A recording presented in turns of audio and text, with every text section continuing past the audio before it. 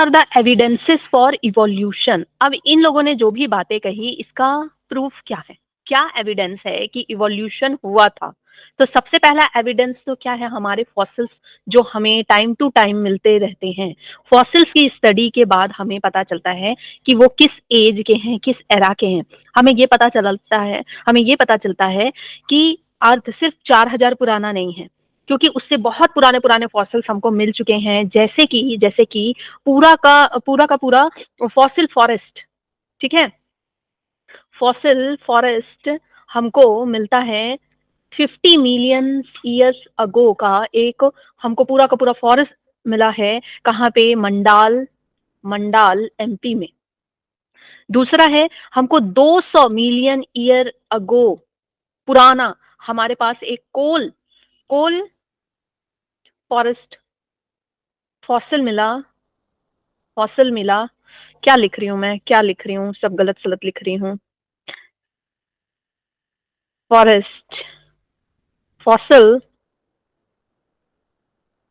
मिला कहाँ पे? ओडिशा में।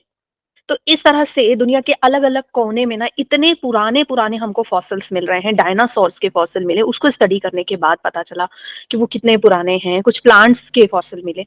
तो ये सारे इवोल्यूशन के क्या हो गए? एविडेंस हो गए। तो एनसीईआरटी में और क्या बातें दी हुई हैं?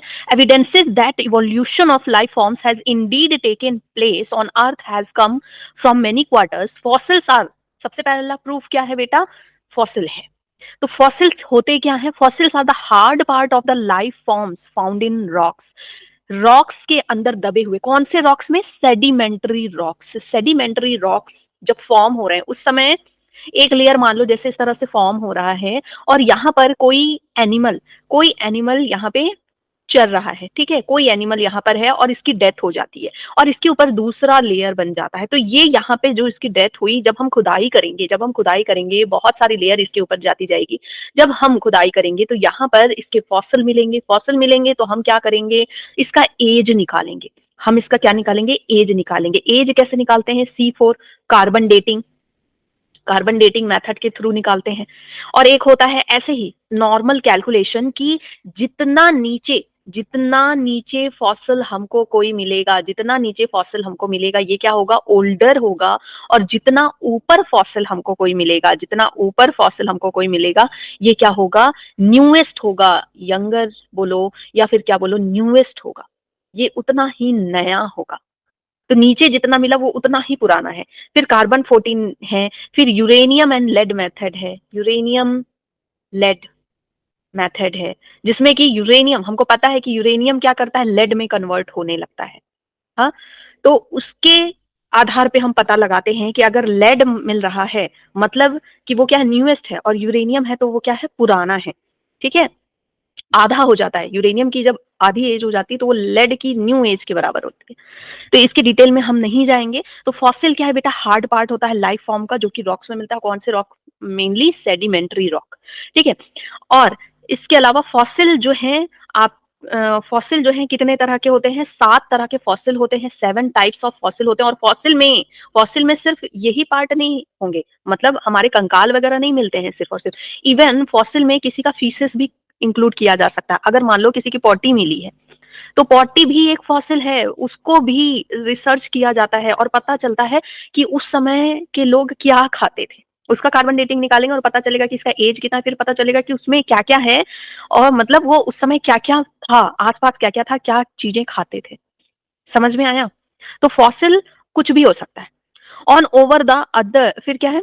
Rocks form sediments and a cross section of earth crust indicates the arrangement of sediments one over the other during the long history of earth. Different aged rock sediments contain fossil of different life forms. Different aged rocks, rock का as है, rock का हम क्या निकाल लेते हैं? As निकाल लेते हैं इन्हीं सब मेथड से। और रॉक के एज से हमको क्या पता चल जाता है? जो ऑर्गेनिज्म जो फॉसिल के रूप में पाया जा रहा है उसका एज भी पता चल जाता है। और हमें क्या दिखा कि डिफरेंट एज रॉक है, ये अलग अलग एज का रॉक है, और इनमें डिफरेंट डिफरेंट टाइप्स के हमको क्या मिल रहे थे? लाइफ फॉर्म्स मिल रहे थे। ऐसा नहीं कि सेम लाइफ फॉर्म यहाँ भी मिल रहा है, यहाँ भी मिल रहा है, यहाँ भी सेम लाइफ फॉर्म नहीं मिल रहा था, अलग अलग लाइफ फॉर्म मिल रहा था।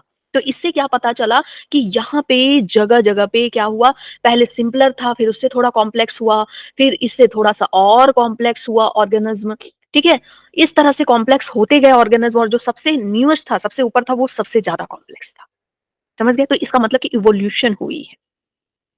Different life forms मिले who probably died during the formation of a particular sediment. Some of them appear similar to modern organism. इनमें से कुछ अगर निकालो ना तो वो कैसे लगते हैं? मॉडर्न ऑर्गेनिज्म की तरह लगते हैं। जैसे कि आपने छोटे क्लासेस में पढ़ा होगा ना हॉर्स का पढ़ा होगा फॉसिल रिकॉर्ड। तो जो सबसे नीचे था वो हॉर्स बिल्कुल अलग लग रहा था। अभी जो सबसे न्यूएस्ट था वो अभी के हॉर्स से रिसेंबल कर रहा था। तो जो हॉर्स है ना बच्चे, वो पहले फॉक्स के साइज का होता था, फिर धीरे धीरे धीरे धीरे करते करते अब वो इतना बड़ा हुआ, तो इवोल्यूशन आया उसमें। They represent extinct organism. कुछ जो है अभी के ऑर्गेनिज्म की तरह मिलते हैं और वो कैसे हैं? एक्सटिंक्ट ऑर्गेनिज्म को रिप्रेजेंट करते हैं, जैसे कि डायनासोर। डायनासोर अभी के ऑर्गेनिज्म की तरह मिलता है ना, बहुत सारे ऑर्गेनिज्म रेप्टाइल्स जैसा। और इवन कहा जाता है कि डायनासोर और ऑस्ट्रिच हैन, इन सबके ना जीन्स कुछ सिमिलर हैं। तो हो सकता है कि डायनासोर उस समय जब अचानक से एक्सटिंक्ट हुए तो कुछ डायनासोर जो स्मॉलर साइज में होंगे वो किस में बदल गए? वो ऑस्ट्रिच में बदल गए, वो हेन में बदल गए।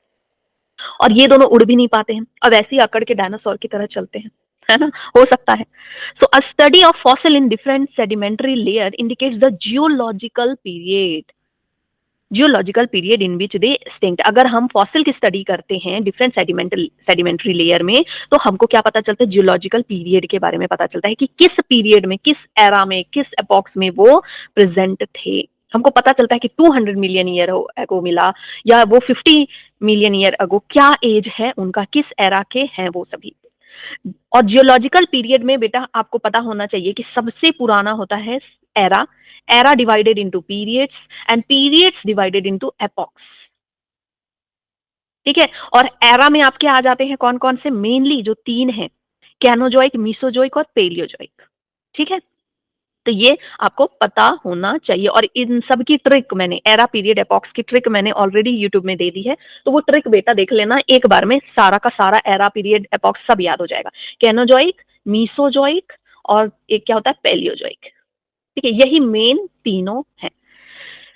The study showed that life forms varied over time and certain life forms are restricted to a certain geological time Spain. इसमें क्या बता रहा है कि कुछ लाइफ स्पेन जो है एक सर्टेन जियोलॉजिकल टाइम स्पेन तक ही रहे, उसके बाद वो क्या हो गए? डेथ हो गए उनकी, वो एक्सटिंक्ट हो गए। ठीक है? एक पीरियड था उनका कि हाँ इतने पीरियड, जैसे कि डायनासोर 65 मिलियन ईयर अगो, फिर वो क्या हो गए? डिसअपियर हो गए। Hence, new forms of life have ये extinct हो गए, फिर नए life form arise हुए at different times in the history of Earth. All this is called paleontological evidence. तो study of fossil को हम क्या कहते हैं? Paleontology. Study of fossil. तो यहां से क्वेश्चन आपका बन सकता है बेटा, स्टडी ऑफ फॉसिल क्या हो गया?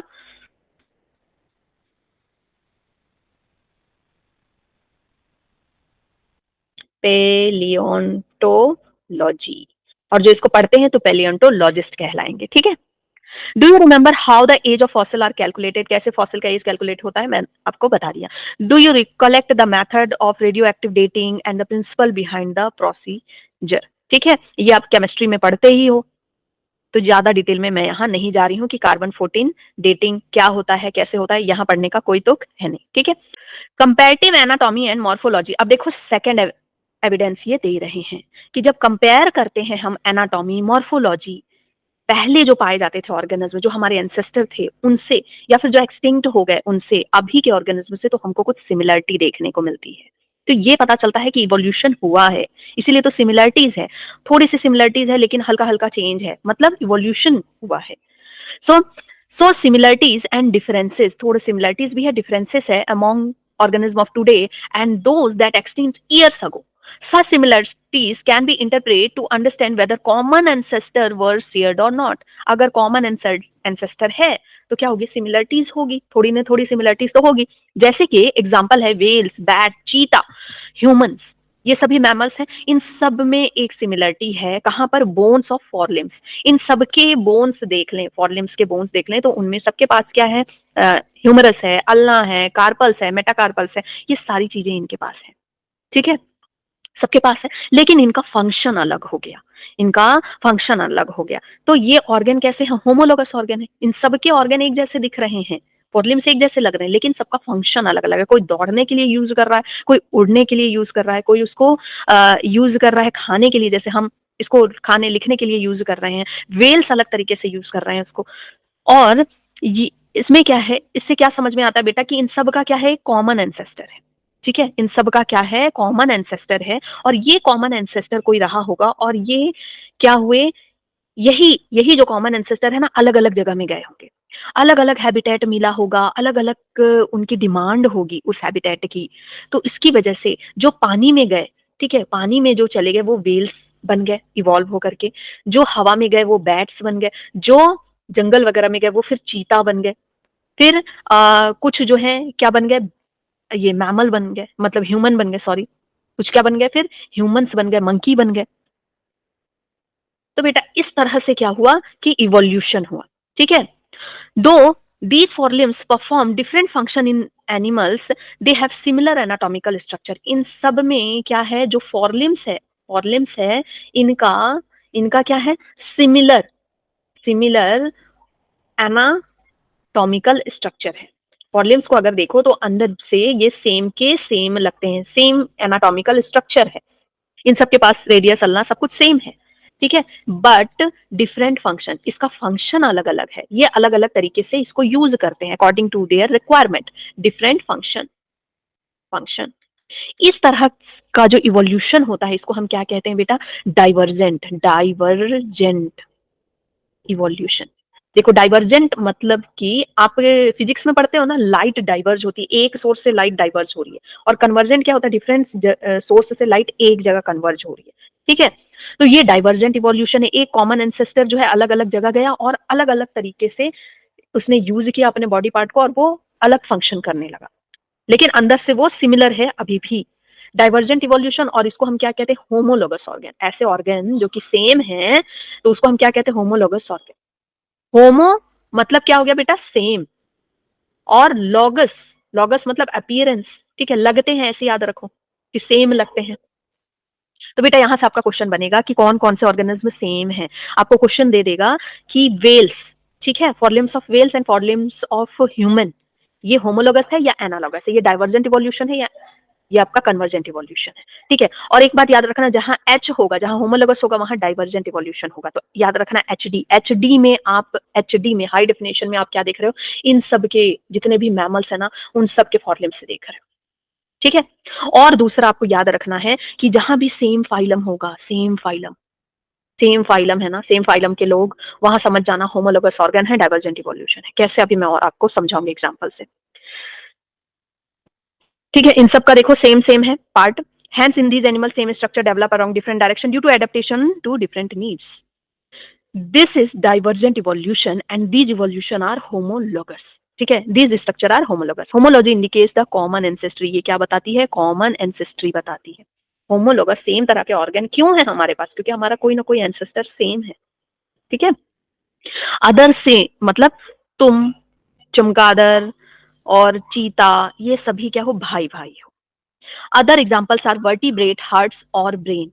एग्जाम्पल ऑफ क्या हो गया, वर्टिब्रेट्स के जो हार्ट है, किसी का 2 चैम्बर है, किसी का 3 चैम्बर है, 4 चैम्बर है, ठीक है, लेकिन हार्ट सेम जैसा है। ब्रेन की बात कर लो, ब्रेन भी थोड़ा थोड़ा डेवलप होता गया है, लेकिन ऑलमोस्ट उसी सेम जैसा है। ठीक है, तो ये भी क्या हो गया, होमोलोगस का एग्जाम्पल हो गया। और देखो सभी के सभी एक ही इसमें आ रहे हैं, ठीक है, एक ही फाइलम में आएंगे, एक ही क्लास में आएंगे। In plants also the thorn and tendrils of bougainvillea, इससे बहुत क्वेश्चन आया बेटा कई बार, तो थॉर्न ले लो, ठीक है, thorn and tendrils of bougainvillea and Cucurbita represents homology.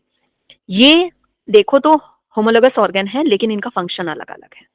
Tendril का फंक्शन अलग है लपेटने के लिए, थॉर्न्स का फंक्शन अलग होता है। Homology is based on divergent evolution, whereas analogy refers to situation exact opposite। Homology क्या है, divergent evolution को बताती है कि एक जगह से अलग अलग जगह गए और फिर वो क्या हो गए, अलग अलग तरह से अडेप्ट होने की वजह से उनके पार्ट का अलग तरीके से यूज करने लगे, और कॉमन एंसेस्टर था उनका। ठीक है, अब हम एनालॉगस के बारे में पढ़ते हैं, फिर ये वाला ना, ये डायग्राम मैं समझाऊंगी आपको। Wings of butterfly and birds look alike. Wings of butterfly और बर्ड को देखो तो ये सेम दिखते हैं। ठीक है, मॉर्फोलॉजिकली,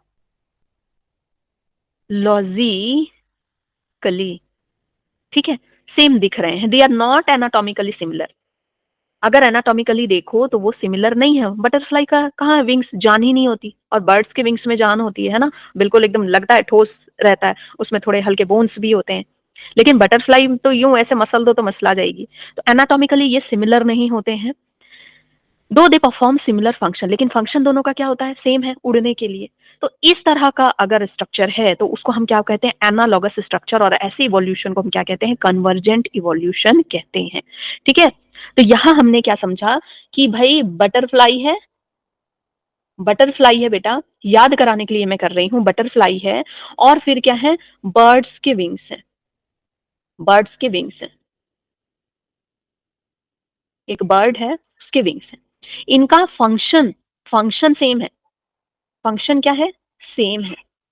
ओके, फंक्शन सेम है, और एनाटॉमिकली ये क्या है, अंदर से एनाटॉमिकली डिफरेंट है। इसका मतलब कि कॉमन एंसेस्टर से तो ये नहीं आए हैं, नो कॉमन एंसेस्टर, कोई कॉमन एंसेस्टर तो इनका है नहीं, क्योंकि एनाटॉमिकली ये अंदर से कुछ मिलते हैं नहीं। ठीक है, फंक्शन भले ही सेम है। ओके, एक सेम हैबिटेट इन लोगों ने शेयर किया, और फंक्शन इनका सेम हो गया नीड की वजह से। एनाटॉमिकली डिफरेंट है, कोई कॉमन एंसेस्टर है नहीं, और देखो यहाँ पे फाइलम भी डिफरेंट है, डिफरेंट फाइलम, डिफरेंट फाइलम। ठीक है, डिफरेंट फाइलम के हैं। और यहाँ पर जो हम पढ़ रहे थे ना बेटा, कि वर्टिब्रेट्स के हार्ट और ब्रेन सभी एक ही ग्रुप के हो गए ना, तो यहाँ पर बेटा क्या है, डिफरेंट फाइलम है, इसका फाइलम अलग है, इसका फाइलम अलग है। ठीक है, तो जहां फाइलम अलग देख लो और फंक्शन सेम है, वो क्या है, आपका एनालॉगस ऑर्गन है। और एनालॉगस ऑर्गन जहां होगा वहां क्या होगा, कन्वर्जेंट इवोल्यूशन। मैं इसलिए इतना समझा रही हूँ क्योंकि यहाँ पे फंसते हैं बच्चे। Different structure evolving for the same function and hence having similarity. Other example of analogy are the eye of octopus. Octopus different phylum का है, हम mammals different phylum के हैं। तो octopus का आई और हमारा आई दोनों के फंक्शन सेम है, लेकिन कोई सिमिलरिटीज नहीं है अंदर से। Flippers of penguin and dolphin, इन ये भी एनाटॉमिकली अलग है, लेकिन फंक्शन सिर्फ सेम है। तो बेटा ये सब आपको याद रखना है। One can say that it is similar habitat that has resulted in selection of similar adaptive feature. ये क्यों हो पाया कि अलग अलग तरह के एनिमल ना सेम हैबिटेट में आ गए, कॉमन एंसेस्टर नहीं है, सेम हैबिटेट में आ गए, इसलिए वो उस तरह से रहने लगे। ठीक है, जैसे दिल्ली में अलग अलग जगह के लोग आ जाएं और वहां रहने लगे तो वैसा एडेप्ट कर जाएंगे, उस तरह का बन जाएंगे। जैसे आसाम में, आसाम के लोगों का देखते हो फीचर अलग लगता है देखने में, या फिर आप ईस्ट में कहीं भी चले जाओ तो उनका फीचर अलग हो जाता है। चाइना में क्यों, क्योंकि वहां एडेप्ट करना पड़ा, और एडेप्टेशन की वजह से उनका फीचर अलग लगता है। In different groups of organism but towards the same function. फिर और एग्जांपल है स्वीट पोटैटो एंड पोटैटो। ठीक है, is another example of analogy. दोनों जो है क्या है, अलग अलग तरह का मॉडिफिकेशन है, रूट का मॉडिफिकेशन है, स्टेम का मॉडिफिकेशन है, लेकिन फंक्शन क्या है, दोनों सेम ही है, दोनों का फंक्शन स्टोर्ड फूड है ये। तो ये बेटा एग्जाम्पल, सारे एग्जाम्पल्स आपको याद होने चाहिए, एक जगह लिख लोगे कि एनालॉगस का एग्जाम्पल क्या क्या दिया हुआ है और आपका होमोलॉगस का एग्जाम्पल क्या क्या दिया हुआ है। In the same line of argument, similarities in proteins and genes perform a given function among diverse organisms give clue to common ancestry. These biochemical similarities point to the same shared ancestry as structure similar among diverse organisms. इसमें क्या बता रहा है, simple सी चीज कि भाई same तरह का जीन मिल रहा है उनमें, सेम तरह के प्रोटीन मिल रहे हैं, तो वो सेम तरह का स्ट्रक्चर बनाएंगे, तो सेम हमारा क्या हो गया, कॉमन एंसेस्टर हो गया। Man has bread selected plants animals for agriculture, horticulture, sports or security. Man has domesticated many wild animal and crops. This intensive breeding program has created breeds that differ from other breeds. देखो man ने क्या किया, अलग अलग तरह के plants उगाए, तो अलग तरह का क्या मिला हमको, ब्रीड्स मिला। फिर इंसान ने बहुत सारे ब्रीड डेवलप किए डॉग्स के, but still are of the same group, लेकिन सभी क्या है, सेम ग्रुप के हैं। It is argued that if within hundreds of year man could create new breed, could not nature have done the same over millions of years? अगर इंसान 100 सालों में इस तरह का नया ब्रीड निकाल सकता है, तो क्या नेचर में इतनी ताकत नहीं है? नेचर तो कर सकता है, जिसने हमें बनाया है, सबको बनाया है सेलेक्ट कर करके। Another interesting observation supporting evolution by natural selection comes from England in a collection of moth made in 1850s. दूसरा जो ऑब्जर्वेशन आता है नेचुरल सिलेक्शन का, नेचुरल सिलेक्शन जिसको कि डार्विन ने बहुत जोरों शोरों से बोला। Natural selection theory actually Darwin और अल्फ्रेड वेलेस की कंबाइंड थ्योरी है। ये कब देखा गया? 1850 में, और नेचुरल सिलेक्शन का एग्जाम्पल मिला before industrialisation and after industrialisation. It was observe that there were more white wing moth. Industrialisation से पहले ना बहुत सारे व्हाइट विंग्ड मॉथ देखने को मिलते थे ट्रीज के ऊपर। ट्री व्हाइट विंग वाले ज्यादा थे, डार्क विंग वाले क्या थे? कम थे। लेकिन जब इंडस्ट्रियलाइजेशन आया, बट आफ्टर इंडस्ट्रियलाइजेशन इन 1920, क्या देखा गया कि डार्क विंग वाले ज्यादा हो गए सेम एरिया में, ठीक है, और व्हाइट विंग वाले कम हो गए इंडस्ट्रियलाइजेशन के बाद। The explanation put forth for this observation was that a predator will spot a moth against a contrasting background. During post-industrialization period, the tree trunk become dark due to industrial smoke and shoots. Under this condition, white wings survive due to predator. Actually हुआ क्या कि tree trunk का colour कैसा होता है? Brownish type का होता है। तो व्हाइट वाले पहले ज्यादा सर्वाइव कर रहे थे, उसमें कलर में कलर थोड़ा सा मिल जा रहा था। लेकिन जब ये क्या हुआ, जब इंडस्ट्रियलाइजेशन आई तो ट्री ट्रंक का जो कलर है वो बहुत ज्यादा डार्क हो गया, बहुत ज्यादा डार्क हो गया। तो इसकी वजह से क्या होता था कि व्हाइट वाले इजीली विजिबल हो जाते थे, बहुत दूर से ही दिखाई दे देते थे। तो जो प्रीडेटर होते थे ना, they easily kill this type of moth. So ये क्या हो गए? इजिली किल्ड हो गए, easily killed by predator. Predator इनको किल कर दिए और प्रीडेटर इनको नहीं देख पाते थे डार्क कलर होने की वजह से। They are invisible, they become invisible, ये इनविजिबल हो जाते थे, प्रीडेटर जल्दी इनको देख नहीं पाते थे, तो यही दिख जाते थे तो प्रीडेटर इन्हीं को खा जाते थे। तो इनकी संख्या क्या होने लगी? कम होने लगी। डार्क विंग और mineralise moth survive before industrialisation. Set in thick grow of almost white colour lichen covered the tree in that background. The white wing moth survived, but dark color moth were picked out by the predator. Do you know that lichens can be used as a industrial pollution indicator? ये हमको पता है। They will not grow in the area that are polluted. पहले क्या था कि lichen आ जाते थे प्लांट्स के ऊपर, और लाइकेन का कलर व्हाइट और व्हाइट मॉथ का कलर व्हाइट, तो व्हाइट मॉथ छुप जाती थी लाइकेन्स पे। लेकिन जैसे ही पॉल्यूशन आया, हमको पता है कि लाइकेन ग्रो नहीं करते हैं, पॉल्यूटेड जगह पे लाइकेन ग्रो करना बंद कर दिए, ट्री ट्रंक का कलर डार्क हो गया, इजिली क्या दिखने लगे? व्हाइट मॉथ दिखने लगे, और उसकी वजह से प्रीडेटर उनको इजिली किल करने लगे और व्हाइट मॉथ गायब हो गए। Hence moth that were able to themselves hide in the background survived this। मतलब कि जो कैमोफ्लॉग कर पाए, ठीक है, वो सर्वाइव कर पाए, वो अपने आप को बचा पाए, मतलब अडेप्ट कर गए, नेचर ने उनको फिर सेलेक्ट कर लिया, survived. This understanding is supported by the fact. और इसको हम क्या कह सकते हैं? लक भी कह सकते हैं इनका, कि नेचर ने सेलेक्ट किया, है ना। क्यों? क्योंकि भाई इतना अच्छा लग रहा है इनका कि वहां पे इंडस्ट्री आ गई और वो सारे के सारे बच गए। पहले व्हाइट वालों का लक अच्छा था कि वहां पे लाइकेन ग्रो हो रहे थे, और बाद में इनका लक अच्छा हो गया। Where industrialization did not occur in rural areas, the count of melanic moth was low. So इससे फिर क्या पता चलता है? इससे क्या पता चलता है बेटा? इससे पता चलता है नेचुरल सिलेक्शन, ठीक है। तो जो बेटर अडेप्ट कर लेता है, सर्वाइव कर लेता है, वो पॉपुलेशन साइज उसका बढ़ जाता है, और फिर वो वाइप्ड आउट नहीं होता, नेचर उसको सेलेक्ट कर लेती थी, उसकी प्रजाति आगे बढ़ती जाती है। तो अडेप्ट करोगे तो बढ़ोगे। Similarly, excess use of herbicide, pesticide that has only resulted in selection of resistant variant in a much lesser time scale। अब देखो, हेर्बिसाइड पेस्टिसाइड हम भर भर के यूज कर रहे हैं, तो ऐसे में वही प्लांट जी पा रहे हैं जो कि रेजिस्टेंट हो गए इससे। This is also true for microbes against which we employ antibiotics or drug against the eukaryotic organism। भर भर के हम एंटीबायोटिक्स वगैरह यूज कर रहे हैं, लेकिन फिर भी माइक्रो ऑर्गेनिज्म है ना, वो जी पा रहे हैं, जो अडेप्ट कर पा रहे हैं, जो इसके रेजिस्टेंट हो जा रहे हैं। Hence resistant organism cells are appealing in a time scale। एक समय के साथ रेजिस्टेंट ऑर्गेनिज्म आते हैं, रेजिस्टेंट सेल्स उनमें डेवलप होते हैं, जीन्स डेवलप होते हैं, और फिर वो क्या होते हैं? आगे उनकी प्रजाति बढ़ती जाती है। Are appearing in a time scale of moth year and not centuries. देखो, हम लोगों के साथ भी ना धीरे धीरे पॉल्यूशन में रहते रहते ऐसे जीन्स आ जाएंगे कि पॉल्यूशन में रहने की आदत हो जाएगी। These are examples of evolution by anthropogenic action। This also tell us that evolution is not a direct process in a sense of determinism। It is a stochastic process based on chance event in nature। ये कोई directed process नहीं है कि हाँ सीधे सीधे सीधे सीधे चल रहा है, अच्छा ऐसे इवोल्यूशन होगा फिर ऐसे इवोल्यूशन, ऐसा कुछ नहीं है। इसमें चांस ऑफ इवेंट है कि सडन अगर नेचर में कुछ चेंजेस आते हैं तो कौन सा ऑर्गेनिज्म, कौन सा स्पीसीज कैसे अडेप्ट करेगा, अडेप्ट कर पाएगा कि नहीं कर पाएगा, और उस पर डिपेंड करेगा कि नेचर उसको फिर सेलेक्ट करेगी कि नहीं। जैसे कि अचानक से जब छोटे प्लांट्स गायब हो गए तो जिराफ ने अडेप्ट किया होगा, जिराफ ने बहुत समय तक अडेप्ट किया होगा, उसके जीन्स में चेंज आए होंगे, जर्म सेल में चेंज आए होंगे, और जर्म सेल में चेंज आने की वजह से उनकी नेक लंबी हुई होगी, तो भाई एडेप्ट किया ना, ठीक है। या फिर जो मैमल्स पानी में गए तो उन्होंने एडेप्ट किया और नए ऑर्गेनिज्म बन गए, फिर नेचर ने सेलेक्ट कर लिया कि भाई बढ़िया, इन्होंने तो बहुत अच्छे तरीके से सर्वाइव कर लिया यहाँ पे। Okay, and chance mutation in the organism. तो जो इवोल्यूशन है ना, वो डायरेक्ट प्रोसेस नहीं है, वो मिक्स है किसका, chance event in nature and chance mutation in the organism, ठीक है। व्हाट इज एडेप्टिव रेडिएशन, इससे पहले मैं आप लोगों को ये डायग्राम समझाने वाली थी। देखो ये डायग्राम जो है ना, ये डायग्राम फैमिली ट्री बता रहा है डायनासोर्स का। इन सबका कोई कॉमन एंसेस्टर होगा बेटा, यहाँ पर कोई कॉमन एंसेस्टर होगा, कॉमन एंसेस्टर से अलग अलग तरह के डायनासोर बने, ठीक है। देखो डायनासोर भी बने तो अलग अलग तरीके से, ऐसे ही हमारा ना जब ह्यूमन बने ना, तो ऐसे ही कॉमन एंसेस्टर कोई रहा होगा।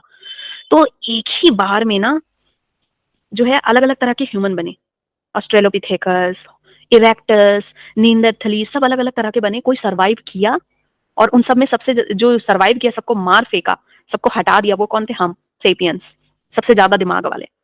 और बाकी सब क्या हो गया, एलिमिनेट हो गए। तो ऐसे ही इनका कोई कॉमन एंसेस्टर होगा, उसमें ब्रांचियोसॉरस, ठीक है, ब्रांचियोसॉरस ये कैसे थे, हर्बीवोर थे, हर्बीवोर थे, ये बने। फिर स्टेगोसॉर्स ये भी हर्बीवोर था, हर्बीवोर था। फिर ट्राइसेरोटॉप्स ये भी हर्बीवोर था, हर्बीवोर था बेटा। ये सब, ये थोड़ा गेंडे की तरह लग रहा है ना। और टायरेनोसॉरस सबसे वाइल्ड, वाइल्ड बेटा, सबसे वाइल्डेस्ट है ना, बदमाश, यही है। ये क्या है, कार्निवोर्स है।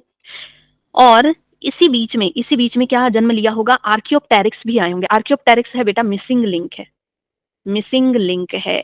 यहाँ सिर्फ और सिर्फ आपको एक डायग्राम दिया हुआ और इससे क्वेश्चन बन जाता है कि ये क्या है, मिसिंग लिंक है। मिसिंग लिंक है किसके किसके बीच में, reptiles and Aves, reptiles and Aves के बीच का। कैसे कैसे, ये कुछ रेप्टाइल्स की तरह लगता है, इसकी पूंछ है, ठीक है, और रेप्टाइल्स की तरह इसकी टीथ वगैरह है। एव्स की तरह इसका क्रेनियल है, एव्स की तरह इसके पास बीक है, इसके पास पंख है। तो रेप्टाइल्स और एव्स के बीच का मिसिंग लिंक है, और इसको हम ना लिजार्ड बर्ड भी कहते हैं, लिजार्ड बर्ड, लिजार्ड बर्ड। ऐसे ही और मिसिंग लिंक है बेटा, इक्तियोस टेगा, इक्तियोस का मतलब होता है फिश, ठीक है, एंड एम्फीबियन, फिश और एम्फीबियन के बीच का है।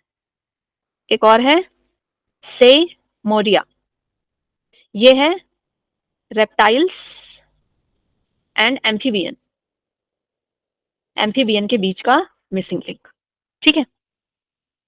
फिर है क्रोकोडाइल, क्रोकोडाइल ऐसे ही बने होंगे। फिर टेरानोडॉन बना होगा, ऐसे करके इवॉल्व होते गए, टेरानोडॉन बना होगा। तो जो टेरानोडॉन है ना बेटा, ये लगता है कि ये डायनासोर जैसा है, ये डायनासोर और बैट दोनों की तरह लगता है, इसके विंग्स वगैरह देखो तो वो बैट की तरह लगता है, और थोड़ा फेस वगैरह इसका डायनासोर की तरह लगता है, ठीक है, लेकिन ये ना, ये डायनासोर नहीं है। So what is adaptive radiation, actually जो पूरा इवोल्यूशन है ना, एक तरह से एडेप्टिव रेडिएशन ही है। जैसे मैं शुरू से कहते आ रही हूँ कि ह्यूमन बींग के बारे में, ह्यूमन बींग, मंकीज जो है, अलग अलग तरह के मंकीज, फिर अलग अलग तरह के ह्यूमन बींग, सबका कॉमन एंसेस्टर होगा, और उन सब से अलग अलग तरह के मंकीज बने, अलग अलग जगह में रहने की वजह से, अलग अलग तरह के ह्यूमन बींग बने, अलग अलग जगह में रहने की वजह से इन लोगों ने अलग अलग तरीके से अडेप्ट किया, और इनमें जो सबसे बेस्ट थे वो सर्वाइव कर गए। So during his journey, Darwin went to Galapagos Island. Galapagos Island का नाम याद रखना बेटा, वेरी वेरी इंपॉर्टेंट। 3 से 5 साल तक इन्होंने स्टडीज की थी डार्विन ने। There he observed an amazing diversity of creature. इन्होंने क्या देखे थे वहां पे, small black birds, Darwin finches. इन्होंने क्या देखा था, फिंचेस देखा था, जिसको हम क्या कहते हैं, Darwin finches. He realise that there were many varieties of finches. इन्होंने देखा कि बहुत सारी वैरायटीज ऑफ फिंचेस है भाई, ठीक है, सेम आइलैंड में। तो ऐसे ही पहले क्या रहा होगा कि सेम जगह पे अलग अलग तरह के ह्यूमन दिखते होंगे। ये जो आप पढ़ते हैं ना कि पहले ये आया, स्ट्रेलोपिथेकस आया, रामापिथेकस आया, होमो हेबिलिस आए, ऐसे नहीं, एक सीरीज में नहीं हुआ, एक साथ सभी आए और अलग अलग जगह में रहे, और जो सबसे शक्तिशाली था वो बच गया, समझ गए। तो ऐसे ही अलग अलग एक ही आइलैंड में डिफरेंट डिफरेंट टाइप्स के फिंचेस देखने को मिले। All the varieties he conjecture evolved on the island itself from the original seed eating feature. Many other forms with altered beak arose, enabling them to become insectivirus. कुछ seed eating थे तो उनका beak अलग दिख रहा था, कुछ इंसेक्टिवायरस थे तो उनका बीक अलग लग रहा था।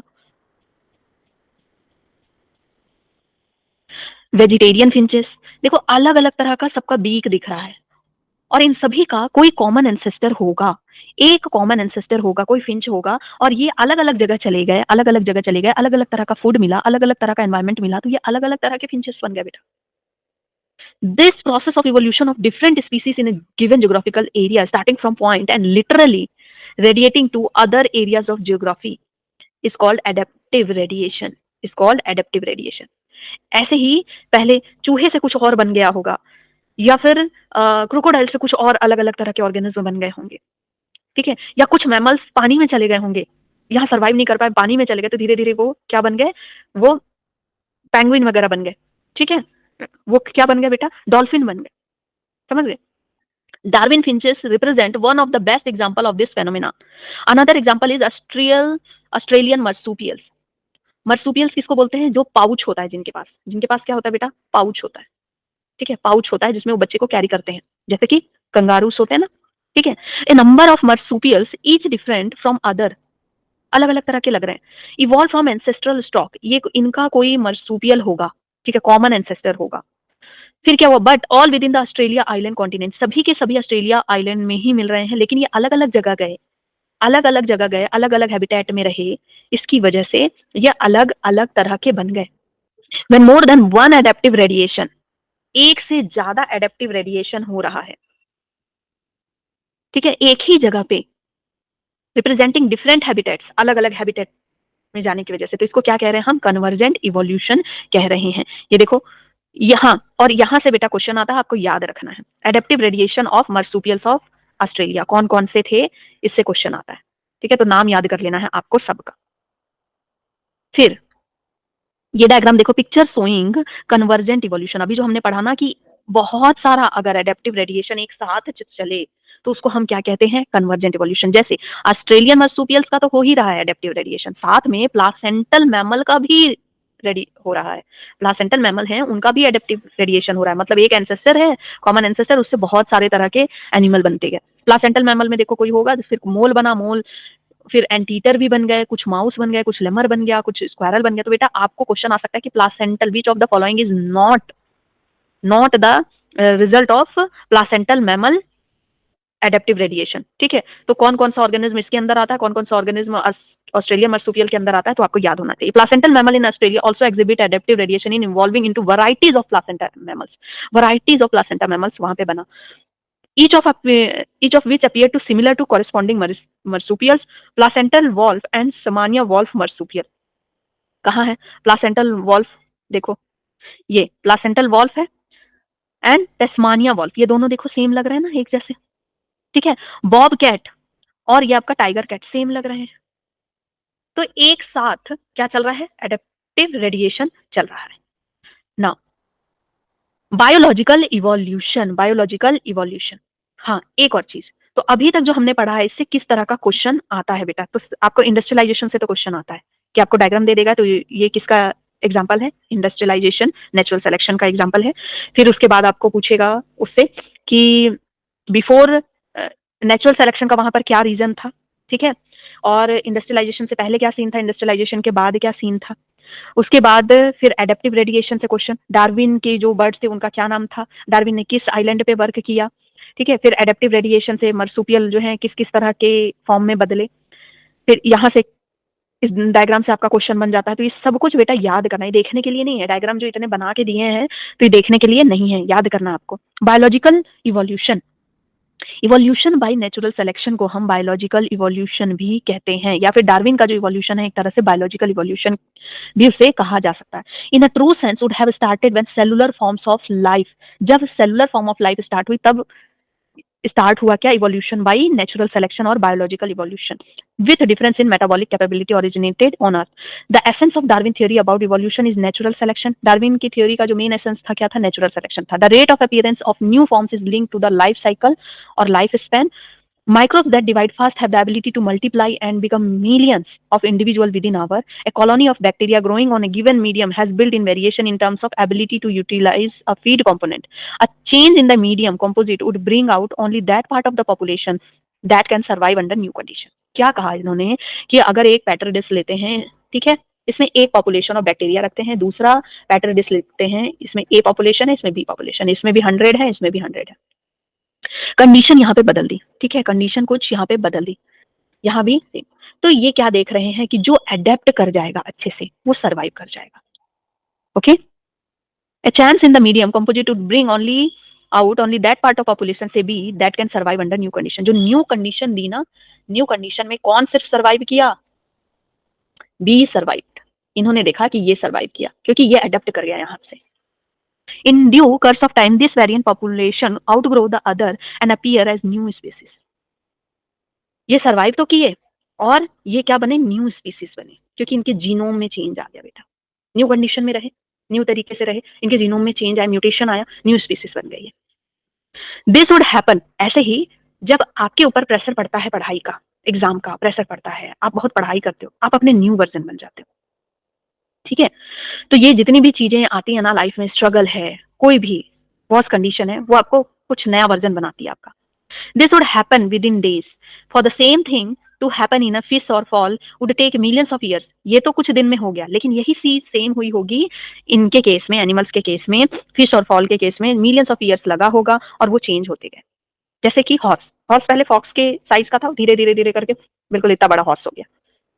Here say that fitness of B is better than A। Fitness B का बेटर है A से। Under new condition nature select for fitness, और नेचर किसको सेलेक्ट करती है? फिटनेस को।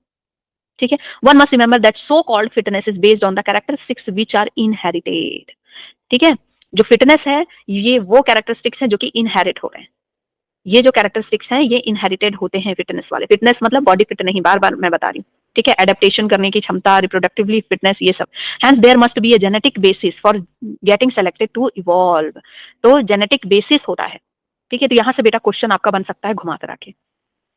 Okay? Another way of saying the same thing is that some organisms are better adapted to survive in an otherwise hostile environment। कुछ organism better adapt कर जाते हैं खराब कंडीशन से, और कुछ क्या करते हैं? हार मान जाते हैं। और जो हार मान जाते हैं उनको नेचर और एनटीए सेलेक्ट नहीं करती है। Adaptive ability is inherited. जो एडेप्टिव एबिलिटी होती है वो इनहेरिटेड हो जाती है धीरे धीरे, और फिर नया स्पीसीज बन जाता है। It is a genetic basis. Fitness is the end result of ability to adapt. Fitness क्या है? देखो फिटनेस क्या है? Ability to adapt and get selected by nature. This line is important. ठीक है? फिटनेस क्या हो रही है? इनहेरिट भी हो रही है। यहां पर फिटनेस का क्या मतलब है कि अडेप्ट करने की एबिलिटी और सेलेक्ट होने की नेचर से। आप नया स्पीसीज बन गए और अब आप आगे बढ़ते ही जा रहे हैं। Branching descent and natural selection are the two key concept of Darwin theory of evolution. Branching descent मतलब कि ट्री। ठीक है? ट्री कि भाई एक कॉमन एंसेस्टर है, उससे फिर दूसरा बना, फिर इनसे फिर दूसरे बने। ठीक है? इस तरह से branching descent and natural selection are the two key concept of Darwin theory of evolution. हमने देखा कि ब्रांचिंग हो रही है ना, कि एक कॉमन एंसेस्टर है और उससे बहुत सारी स्पीसीज बन रही हैं, आगे आगे चल के एक ट्री बनते जा रहा है। ठीक है? तो ये क्या है? डार्विन के इवोल्यूशन थ्योरी के क्या है? दोनों की कॉन्सेप्ट है। तो ये बेटा इंपॉर्टेंट लाइन है, इससे क्वेश्चन आपका बनता है। Even before Darwin a French naturalist Lamarck. जब डार्विन पैदा भी नहीं हुए थे ना, तब लमार्क थे। डार्विन लमार्क की स्टोरी को पढ़ते थे। ठीक है? उनके रिटन वर्क को पढ़ते थे। A French naturalist Lamarck had said that evolution of life forms, बहुत सारे लाइफ फॉर्म चेंज हो रहे थे, सभी कहते थे कि भाई लाइफ फॉर्म चेंज हो रहे हैं। तो उस समय ना लमार्क ही ऐसे थे जिन्होंने इस पे कुछ कहा था। लमार्क की एक बुक थी zoology philosophy.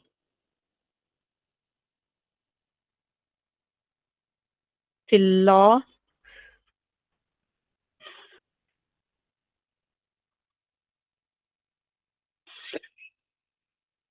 Zoology philosophy,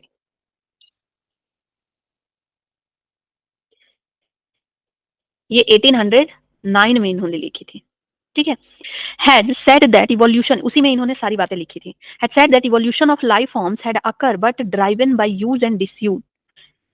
life form का इवोल्यूशन हो रहा है, लेकिन ये क्यों हो रहा है? यूज और डिसयूज की वजह से। जिस ऑर्गन को हम ज्यादा यूज करते हैं वो डेवलप होता जाता है, और जिस ऑर्गन को हम कम यूज करते हैं वो डेवलप नहीं हो पाता। तो लमार्क ने बहुत सारी ऐसी बातें कही, लेकिन उसका ना कोई एक सेंस नहीं, प्रैक्टिकल सेंस नहीं बता पा रहे थे। इन्होंने इनहेरिटेंस ऑफ एक्वायर्ड कैरेक्टर बताया, इन्होंने विल के बारे में बात की कि अगर आप चाह लो कि आपकी ये चीज डेवलप हो जाए, आप में पंख आ जाए, तो वो आ जाएगा। ठीक है?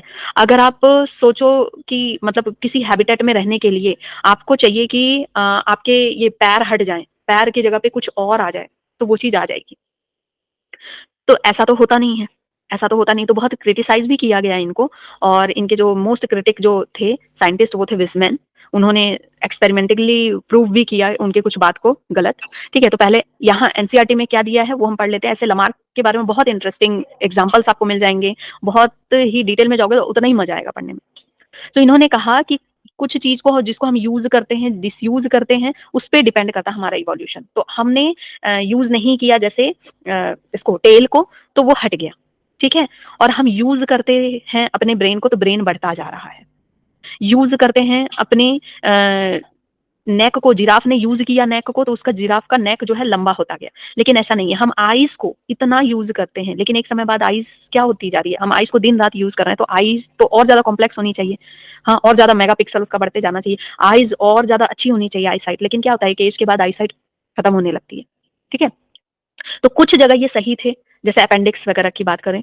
ठीक है, कुछ जगह ये सही थे और कुछ जगह इनके जो एग्जांपल्स जो थे वो गलत साबित हो गए। He gave the example of giraffe who is in attempt to forest leaves on tall trees had to adapt by elongation of their neck as they passed on the acquired character of elongated neck to succeed generation by generation। ये क्या करते रहे, जहां पर ये grow हो रहे थे वहां पर छोटे प्लांट्स हट गए, बड़े बड़े प्लांट्स बचे थे, तो उसको खाने के लिए इनकी गर्दन जो है लंबी होती गई। फिर जो बच्चे आए ना उनमें भी लंबी गर्दन हो गई। तो इसको बिल्कुल खारिज कर दिया गया कि नहीं भाई, ऐसा नहीं होता। अगर यही ऐसा ही है तो जो चाइना वगैरह में क्या किया जाता है कि छोटे लोहे वाले शूज पहना दिए जाते हैं, तो क्या आगे आने वाली जनरेशन के भी पैर छोटे होते हैं? ऐसा नहीं होता है। या फिर ईयर पियर्सिंग कराते हैं, तो क्या आगे आने वाले जनरेशन के कान में छेद होता है? ऐसा नहीं होता है। या फिर बहुत सारे ट्राइब्स में क्या होता है, यहाँ गर्दन में बहुत लंबी लंबी वो ऐसे देखा होगा रिंग जैसा पहनते हैं, तो क्या उनके आगे आने वाली जनरेशन की गर्दन पहले से लंबी होती है उतनी? नहीं, ऐसा नहीं होता है। सो इनके अनुसार ये था कि जिराफ की या तो लंबी नेक पहले से होगी, कुछ साइंटिस्ट के अनुसार ये था कि जिराफ की ना नेक पहले से ही लंबी होगी। और फिर विस्मन ने कहा कि नहीं, ये हो सकता है कि जिराफ की जर्म प्लाज्म में कुछ चेंज हुआ होगा, सोमैटिक सेल में नहीं, जर्म प्लाज्म में कुछ चेंज हुआ, जिसकी वजह से जिराफ के जो वो कैरेक्टर है वो इनहेरिट हुए। तो इन्होंने ये जो बात कही ना, इनहेरिटेंस ऑफ एक्वायर्ड कैरेक्टर, ये बात क्रिटिक हो गई, ये बात गलत हो गई कि एक्वायर्ड कैरेक्टर नहीं जाते। जैसे एक्वायर्ड कैरेक्टर में जैसे अभी कोई मसल बना ले, तो उसके बच्चे में वो चीज नहीं जाएगी। फिर जो लोहार होते हैं, लोहार तो इतना मतलब हार्ड वर्क करते हैं, उनके मसल वगैरह बहुत स्ट्रांग होते हैं, तो उनके बच्चे तो वैसे नहीं होते। या जो इंटेलिजेंट पिता है तो उनके बच्चे तो इंटेलिजेंट नहीं हो जाते। So giraffe slowly over the years came to acquired long necks, nobody believe this conjured anymore. इसको अब कोई बिलीव नहीं करता है। So is evolution a process और रिजल्ट ऑफ अ प्रोसेस?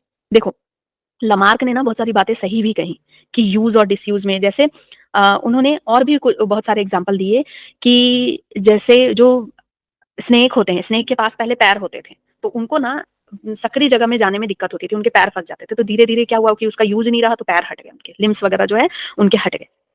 फिर ऐसे कुछ बर्ड्स, एक ऐसे कुछ फिश होती हैं, केव फिश वगैरह, तो उनको आंखों की जरूरत नहीं थी, तो उनकी आईज जो है धीरे धीरे हट गई। ठीक है, उनको नहीं दिखने लगा क्योंकि उसकी जरूरत नहीं थी। तो यूज डिसयूज के बारे में उन्होंने बहुत सारे एग्जाम्पल दिए हुए हैं। लमार्क एक तरह से कह सही रहे थे, लेकिन वो अपनी चीजों को ना सही से बता नहीं पाए। जैसे उसमें कहा है ना कि फिटनेस, डार्विन ने बताया ना कि फिटनेस जो है इनहेरिट होती है। कैसे होती है भाई? जर्म में कुछ चेंज होता है ना, जर्म प्लाज्म में, तो ये जर्म प्लाज तक नहीं सोच पाए। Is evolution a process or result of a process? The world we see in animate and animate is only the success story of evolution. When we describe a story of this world, we describe evolution as a process. On the other hand, when we describe the story of life on earth, we treat evolution as a consequence of a process called natural selection. ठीक है, natural selection किसको बोलते हैं, यहाँ पर आपको इसका definition मिल गया है। We are still not very clear whether to regard evolution और नेचुरल सिलेक्शन प्रोसेस और end result of unknown process. ठीक है, तो ये वाला लाइन आपका बकवास था। यहाँ पर आपको ध्यान देना है कि जो साइंटिस्ट थे विजमैन, इन्होंने एक्सपेरिमेंट किए थे चूहे पर, एक्सपेरिमेंट किए थे चूहे पर। उनके 22 जनरेशन तक उन्होंने क्या किया, उनके टेल को कट किया। ठीक है, टेल को कट किया, लेकिन ऐसा कभी नहीं हुआ, टेल को कट किया। ठीक है, टेल को उन्होंने कट किया, लेकिन ऐसा कभी नहीं हुआ कि नेक्स्ट जनरेशन में कटी हुई टेल वाले जो हैं या फिर बिना पूंछ के चूहे पैदा हुए। ठीक है, तो इस बात से इन्होंने प्रूव कर दिया कि एक्वायर्ड कैरेक्टर नहीं आती, जो जीन में।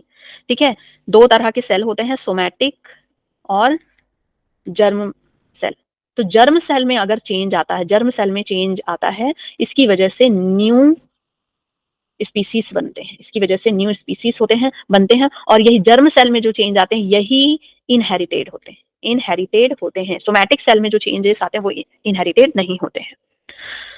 It is possible that the work of Thomas Malthus, बताओ उल्टा पुल्टा लिखा है एनसीईआरटी में। थॉमस मैल्थस के बारे में उसी समय बताना था जब डार्विन की बात स्टार्टिंग में हुई थी। मैंने आपको बताया था कि थॉमस मैल्थस के बारे में इन लोगों ने पढ़ा था स्पीच, ठीक है। तो Thomas Malthus on population influence Darwin और अल्फ्रेड वेलेस, ठीक है। दोनों ने थॉमस मैल्थस और एक और साइंटिस्ट के बारे में पढ़ा था, उनके भी स्टेटमेंट को उन लोगों ने पढ़ा था, याद नहीं आ रहा मुझे नाम। तो दो साइंटिस्ट के स्पीच को इन लोगों ने सुना था, उनके वर्क को पढ़ा था, डार्विन एंड अल्फ्रेड वेलेस ने। और इन ये लोग इन्फ्लुएंस्ड हुए थे। तो यहाँ से बेटा क्वेश्चन बनता है, natural selection is based on certain observation which are factual, for example natural sources are limited, ठीक है। इन्होंने क्या बताया था थॉमस मैल्थस ने कि नेचुरल रिसोर्सेज तो लिमिटेड है, नेचुरल रिसोर्सेज जो है वो तो लिमिटेड है भाई, लेकिन पॉपुलेशन पॉपुलेशन क्या है, एक्सपोनेंशियली ग्रो कर रही है। अगर आज 2x है, ठीक है, आज दुगना बढ़ा है पॉपुलेशन, तो कल 4 गुना हो जाएगा, फिर 8 गुना हो जाएगा। जैसे सेल बढ़ते हैं ना, वैसे बढ़ता जाएगा एक्सपोनेंशियली। तो ऐसे तो स्पीसीज का साइज बढ़ते जाना चाहिए, लेकिन ऐसा नहीं होता है। क्यों नहीं होता है? क्योंकि रिसोर्सेस लिमिटेड है। इसके लिए होती है फाइट। जो ज्यादा फिट होता है वो आगे बढ़ता है, और जो फिट नहीं होता वो हट जाता है। Population are stable in size except for seasonal fluctuation. Members of a population vary in character, even though they look superficially similar. Most of the variation are inherited. बहुत सारे variation जो है inherited होते हैं. The fact of the theoretical population size will grow exponentially if everybody reproduce maximally. अगर हर कोई maximally reproduce करना शुरू कर दे ना, जैसे कि हम बैक्टीरिया की बात कर रहे हैं, अगर बैक्टीरिया या फिर प्लास्मोडियम, बेटा प्लास्मोडियम ही या बैक्टीरिया, ये सब बहुत जल्दी-जल्दी ग्रो करते हैं। 48 आवर्स में बहुत ज़्यादा हो जाते हैं, बहुत ज़्यादा अमाउंट में। मतलब अगर ये जितना जल्दी ग्रो करते हैं, अगर देखा जाए तो 1 साल में पृथ्वी की साइज़ से 10 गुना ज़्यादा क्या होगा? प्लास्मोडियम हो जाएगा। इतने ज़्यादा प्लास्मोडियम हो जाएंगे। फिर अगर हम ऑयस्टर की बात करें, ऑयस्टर एक बार में करोड़, ठीक है, स्पॉनिंग जब ये करते हैं ना, करोड़्स ऑफ ये क्या करते हैं? एग देते हैं। और सभी के सभी अगर एग बच गए बेटा, तो जो पृथ्वी पूरी फुल ऑफ ऑयस्टर हो जाएगी और जगह नहीं बचेगी।